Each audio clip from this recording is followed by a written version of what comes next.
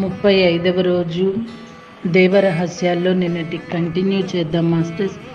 నిన్నటి ఆడియోలో అండి పత్రి గారు శరీరంతో లేరు అనటం అనేది కరెక్ట్ కాదన్నారు. నిజంగా చాలామంది సీనియర్ మాస్టర్స్ కూడానండి పత్రి గారు శరీరంతో లేనప్పటికన్నా ఉన్నప్పటికన్నా వెళ్ళిపోయినాక ఇప్పుడు ఇంకా ఎక్కువ స్పీడ్గా జరుగుతున్నది ఇట్లా అంటూ ఉన్నప్పుడు కొంచెం ఇరిటేషన్ అనిపిస్తుంటుందండి. పత్రి గారు బాడీ వెకేట్ చేశారు, పత్రి గారు లేరన్నప్పుడు నాకు నిజంగా మీరు ఏమైనా అనుకోండి ఏంటో ఒక ఇరిటేషన్గా అనిపిస్తూ ఉంటుంది. అసలు పత్రి గారు ఉన్నది ఎప్పుడు లేనిది ఎప్పుడు అండి? ఆయన వెళ్ళిపోయారనుకోవడానికి నిజంగా కొన్ని మార్చుకోవాలేమో అనిపిస్తూ ఉంటుందండి. మన జ్ఞానం బట్టి మన వాక్క్షేత్రం ఉంటుందేమో అనిపిస్తూ కూడా ఉంటుంది. సో మరి ఈరోజు ఏం చెప్తున్నారో చూద్దామా? మీకు ఒక అనుభవం చెప్తాను. 15 సంవత్సరాల క్రితం ఒకరోజు పత్రి గారు ధ్యానంలో కూర్చోబెట్టారు. ఆ ధ్యానంలో నాకు ఒక దృశ్యం కనపడింది. మహాసముద్రంలో పత్రిజీ ఈదుకుంటూ వెళుతున్నారు. భయంకరమైన అలల్లో చాలా బలంగా ఈదుకుంటూ వెళుతున్నారు. నేను ఆయన పక్కన ఈదుకుంటూ వెళుతున్నాను. కొంత దూరం వెళ్ళేసరికి పెద్ద తుఫాన్లో రక్కసి అలలు అంటారు, ఒక పెద్ద అల యువతలి వాళ్ళని కొట్టేసి ఈడ్చుకుపోయేలా వచ్చింది. ఇంకేముంది, నేను మునిగిపోతాను అనుకున్నా. కానీ ఎంత ఒత్తిడిలో కూడా చలించకుండా ఆయన ప్రశాంతంగా ఈదుకుంటూ వెళ్ళిపోతున్నారు. ఉన్నట్టుండి నేను ఒక డాల్ఫిన్ లాగా మారిపోయి ఆ అలల్ని దాటుకుంటూ ఆ ఒత్తిడిని తట్టుకుంటూ కొంత దూరం వెళ్ళాను. తిరిగి మళ్ళీ నా సూక్ష్మ శరీరాన్ని తీసుకుని అలా ఆయన వెంబడే ఈదుకుంటూ వెళ్ళిపోతున్నాను. అప్పుడు ఆయన ఆగి నా కేసు చూసి, ఎందుకు నా వెంట వస్తున్నావు అన్నారు. నాకు తెలియదు, నాకు కనిపించింది మీరే. ఇంకెవరైనా కనిపిస్తే ఇంత మహాజ్ఞాని అని వారి వెంట వెళ్ళేదాన్నేమో జ్ఞానం కోసం. మరి నాకు అలాంటి వారు ఎవరూ కనపడలేదు. ఒక కృష్ణుడు ఉన్నాడు, రాముడు, శివుడు, త్రిలోకవాసులు ఉన్నారు, కోటాను కోట్ల మిలియన్ల మహాత్మలు ఉన్నాయి. కానీ నేను వారి వెంట వెళ్ళలేకపోయాను. నాకు కనిపించింది మీరే, జ్ఞాన సంపదను ఇవ్వగలిగింది మీరే. అందుకని మీ వెంట నేను వస్తున్నాను. ఏం కావాలి నీకు అని అడిగారు. ఏమడగాలో అర్థం కాలేదు. ఎవరైనా సరే చెప్పండి. హఠాత్తుగా శివుడు ప్రత్యక్షమై నీకేం కావాలి అని అడుగుతాడు. ఏమడుగుతాము? ఆరోగ్యం అంటామా, పిల్లల, ధనమా, భౌతికమైన సంపదలు కోరదామా? అసలు మన బుర్రకేమీ తోచదు, ఏమడగాలో కూడా తెలియదు. ఇవన్నీ అడగకూడదు. ఆత్మజ్ఞానం ఏంటి? నువ్వు చేసే ఆధ్యాత్మికమైన పనులకు ఎలాగో నీకు మోక్షం వస్తుంది, రాకుండా పోదు.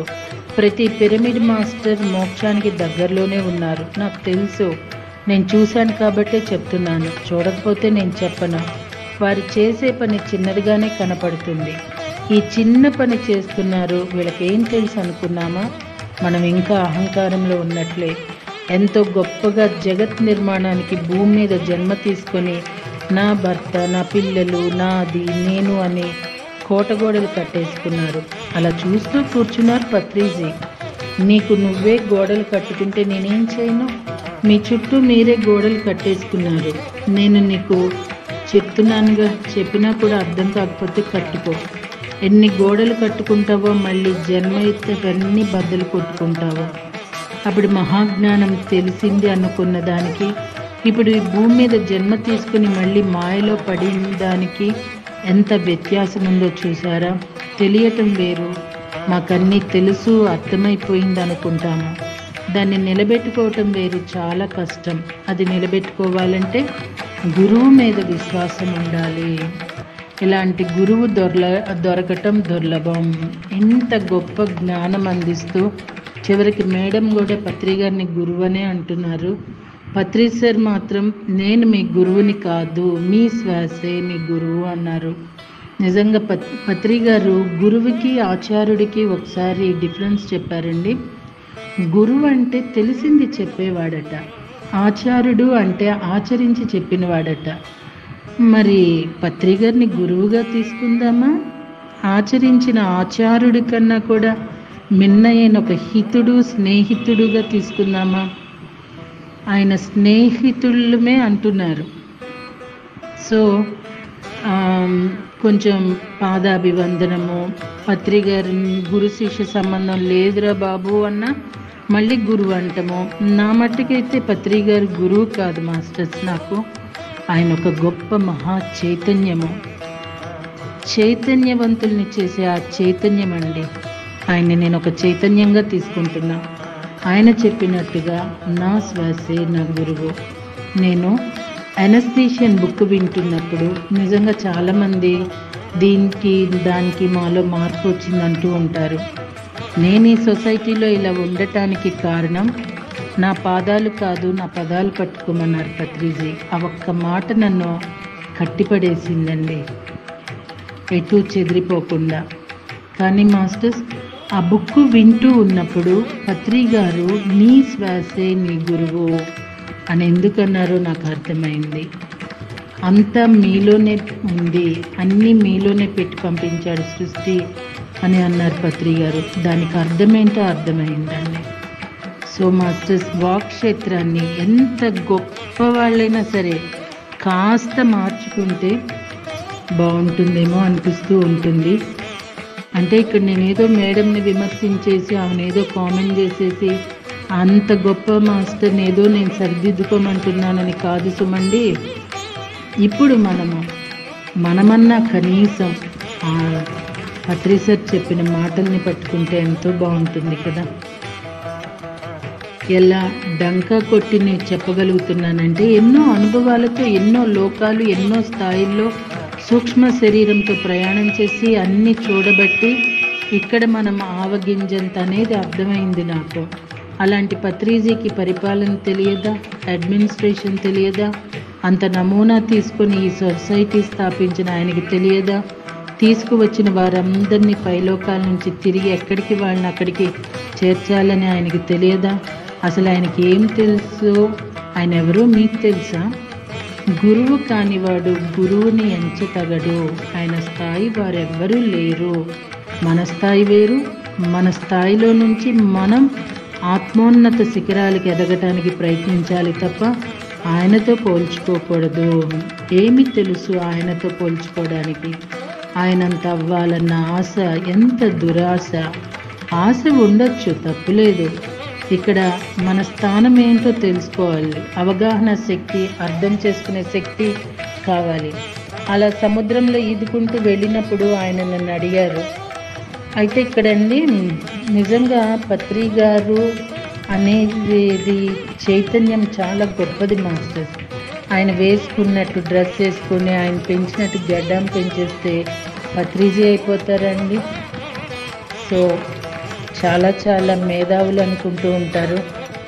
చెప్పాలి అంటేనండి, పత్రి సార్తో పోల్చుకునే విద్య పత్రి గారు మనకు నేర్పించలా కదండి.